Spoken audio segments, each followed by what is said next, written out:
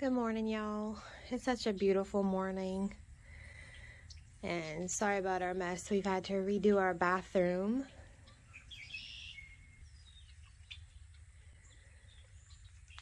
With all the freezes that we've had, I'm so glad to see that the Japanese plums are Japan plums, but you'll probably know them as loquats, have survived.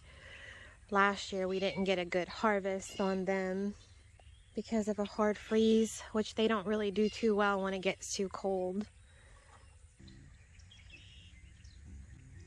It looks like since the frost in the ground has killed majority of the overgrown grass from the storm, this is literally the first time that I've stepped back here to take care of the garden for the spring season. During Hurricane Ida, it was so rough for everyone and really rough for a lot more people. We were fortunate and count our blessings.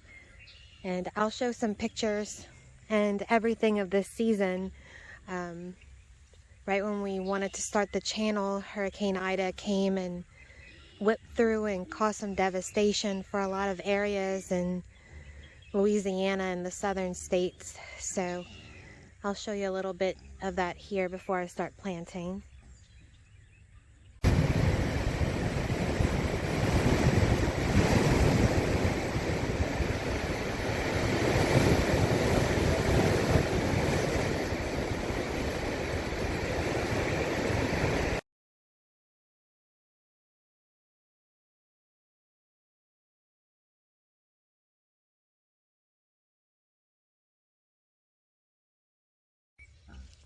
So hey, welcome to our channel. I'm Bethany with Leaning Pine Farmstead, and we're going to be planting some yellow onion sets and some brassicas.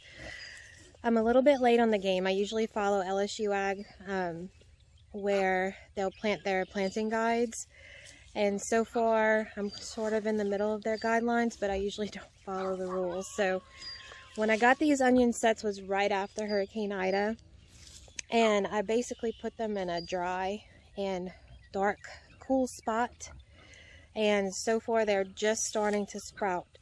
Gurney's just has them as yellow onion set, so they were meant to be harvested for the green tops, and you can still put them to form onion bulbs later. But so I'm just going to plant them, and you're welcome to join me this chilly morning.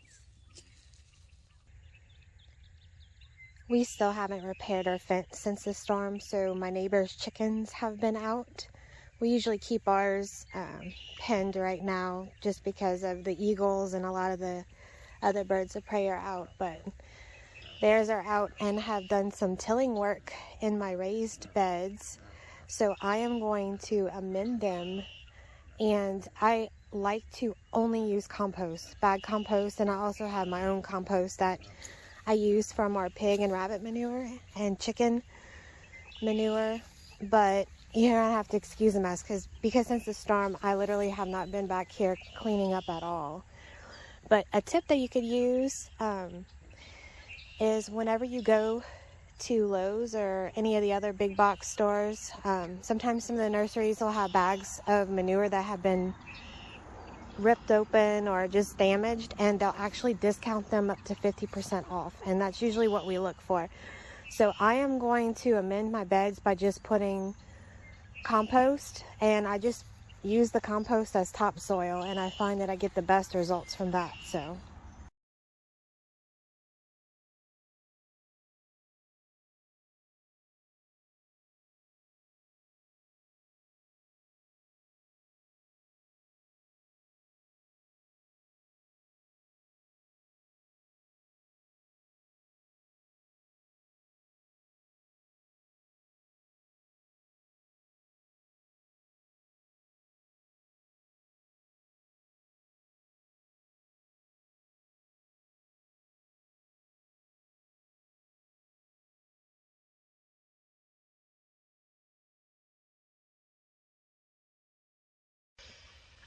that's really all I do. I didn't want to disturb too much of the soil in the bed already. I just topped it with a bag of fresh bag manure, or well, just bag manure. I don't know how fresh it is, but so you're basically watching us as we do a garden recovery.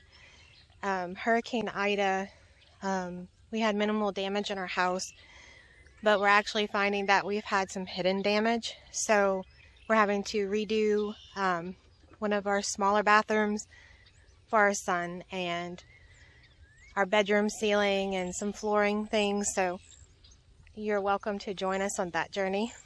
It's been really fun. But so it's spring's coming and it's time to start planting. I usually wait till around Easter because I don't trust Louisiana weather, because it's supposed to get closer to the mid 70s, 80s again, and then it's going to go back down below 30. But I feel really confident planting onion sets and also doing some brassicas, some turnips, some broccoli. I prefer to start my cauliflower from seed.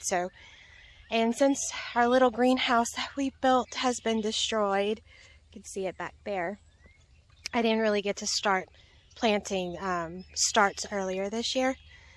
So I'm going to wait until the weather warms up a little bit, and then I'm going to start doing some starts with tomatoes and some more broccoli, Brussels sprouts, that sort of thing.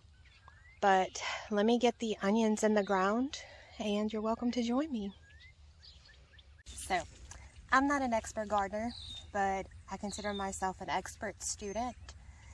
And I'm wearing gloves. Usually I don't. I'm just being a wimp today because I don't want to get my hands dirty. Usually when I'm baking cakes and cookies, I don't like to get too dirty when I'm in the garden. So this helps me out.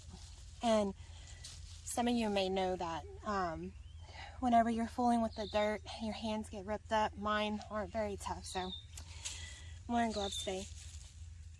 So some of them, Gurney sells these as just for green onions, and I didn't get a chance to plant them. You can leave them in the ground and they'll, eventually turn into the onion bulbs that you know. But I'm going to go ahead and plant them. I usually plant them about 4 inches apart from each other. I don't do rows, and usually about 1 inch deep.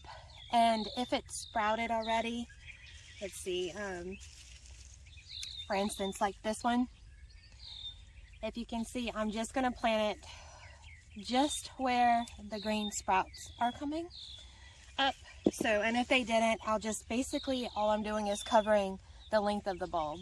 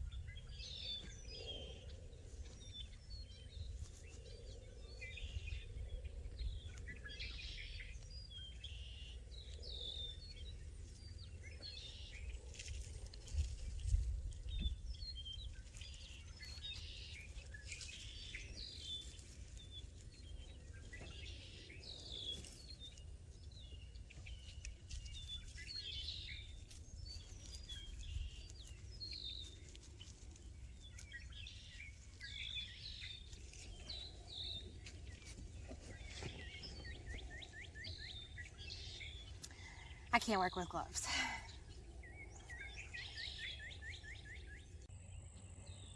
I wanted to show you guys the eggplant that did survive the storm, so we were able to secure it and get it back up. If you're wondering what is going on over here, my neighbor, bless her heart, was worried when the weather got colder that the chickens were going to be affected by the cold. And actually here it usually rarely ever gets cold enough to where you would ever need to use something like a heat lamp. Chickens are pretty resilient, when it comes to weather, as long as their feathers don't get disturbed. So that means as long as the wind, usually it's the wind that hurts your chickens. They have warm pockets of air under their feathers, and if the cold wind is constantly beating on them, then that's going to cause some serious harm for them. And I guess she was worried about them, and it's so sweet, so I want to remember that. But the chickens have plenty of hay. We use a deep litter method in their house, so they're perfectly fine. But they're so cute, and they actually just started laying eggs during 30-degree weather, which is strange. So we don't use a heat lamp, but I just wanted to show you guys. I also wanted to show you guys how excited I am about this sassafras tree. I could only find one. I believe it was Tai Tai Nursery. I think they're located in Tennessee, but they mailed it to me in the fall to plant, and I am so excited because I'm starting to see new leaf buds. And if you don't know what a sassafras tree is, I'm not going to use it for root beer, which is what you use the roots for, but we're using the leaves for filet. You dry them, ground them, and they're also a very beautiful tree. So I really hope it flourishes and gives us an abundant amount of leaves. They are so beautiful if you've never seen a sassafras tree. I usually plant potatoes or carrots in this bed, but for right now I'm just doing turnips. And I got these from Gurney's. It's purple top, white globe. I've tried these before. They're actually really good, and they're really small. So the smaller you get them, the less bitter they are. And also Emily hybrid turnip. I haven't grown these before, so I'm pretty curious to see the difference in the white globe. So I'm planting Desico broccoli from St. Clair heirloom seeds. I've used them quite often. These seeds are actually a couple years old, but their seeds usually germinate really well and produce really well for me. So I know it's tempting, especially with cabbage and broccoli and cauliflower, where you want to plant them as close as possible together to get more in your space, because our bed is only about 2 feet apart, 2 feet in width, and it's about 10 feet long. So I normally would be tempted to put the broccoli in 2 in a row, but what I'm going to do is follow the rules this year and plant them about 18 inches or so apart from each other. And I'm going to do an experiment where I'm going to do 2 side by side in the 2 foot wide row, and then I'm going to halfway just do one in the middle and see how they produce. I've planted broccoli close together before and they've done really well, but the theory is that the further you plant them, the less pest problems you're going to have when the pest pressure begins, and whenever it starts to get humid, disease, different things like that. So I'm just curious to see, and I'm going to go ahead and plant. Pig butts are so cute, aren't they?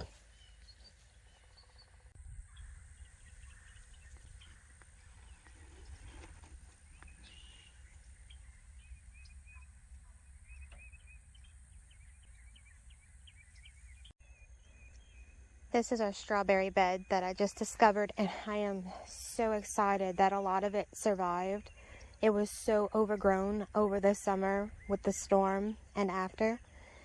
So my plans are, if you noticed, it's a pallet, and it actually did really good, except the dirt settled, so the strawberry runners actually went under where I couldn't snip them. But a lot of this began with just 4 plants, and as they made runners, you could just cut them and plant them. But I plan on moving this to a higher raised bed. So that's it. I planted turnips today, broccoli, and the yellow onion sets. The compost actually was really damp, and the beds are actually 2 feet wide, 8 feet long. And 1 big bag of compost gave me a few inches of soil. So It was really damp. I'm not going to water it because of that, so I may check back tomorrow morning. I don't want to water today because the temperatures are supposed to get lower at night, just in case it does decide to freeze, because in Louisiana, and I'm sure where you are at, is about the same thing. So I want to give the seeds the best chance to sprout. So that's it, and I hope that you'll check back later, and God bless you. Bye.